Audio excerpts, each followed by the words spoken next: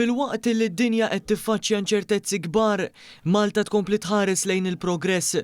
Dan innutaħ il-Prim Ministru mexxej Laburista Robert Abela f'attività politika. Dr. Abela qal li fl-Emirati Arab Magħquda id-dinja nqalbet ta' taħt fuq kif deru wkoll matul il-lejl li għadda b'aktar attakki. Il-Prim Ministru qal li fil-waqt li Malta tibqa' viġilanti, il-pajjiż se jkompli mixi il quddiem bil-progress grazzi għall-ekonomija b'saħħitha li tgawdi minnha.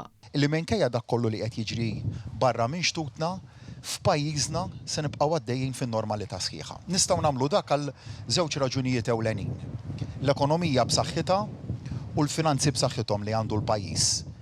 Il-finanzi pubbliċi illi jagħtuna headroom sostanzjali illi fil-waqt li nibqgħu nilħqu t-targets finanzjarji tal-pajjiż inkluż għat-tnaqqis tad-deficit jagħtina l-ispazju illi ikunu xi jkunu ċirkostanzi nistgħu nibqgħu ngħinu lill-familji u lin-negozji tagħna. Hawnhekk il-Prim Ministru enfasizza li Malta mhijiex qed tagħmel bħalma qed jagħmlu diversi pajjiżi illi ħallu s-suq jiddeċiedi waħdu, iżda li dan il-Gvern se jkompli jkun ta' sostenn permezz ta' diversi inċentivi kif għamel ukoll Gvern Laburista fi żmien il-pandemija globali. Qegħdin naraw jekk nieħdu l-prezz tal-enerġija waħdu, prezz tal-petrol u d-diesel, jekk naqbdu il-medja taż-żona euro, il-petrol jitla b'38 ċenteżmu kull litru.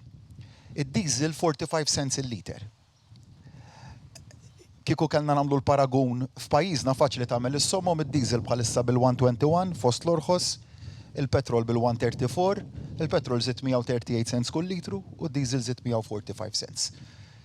Katastrofi għall-industrija kellha tkun kieku aħna kellna nħallu s-suq is-suq. U enfasizza wkoll l-importanza tal-fatt li Malta m'għandix bażijiet militari u għalhekk tista' tibqa' newtrali u b'hekk ikompli jkun garantit is-serħan il-moħħ.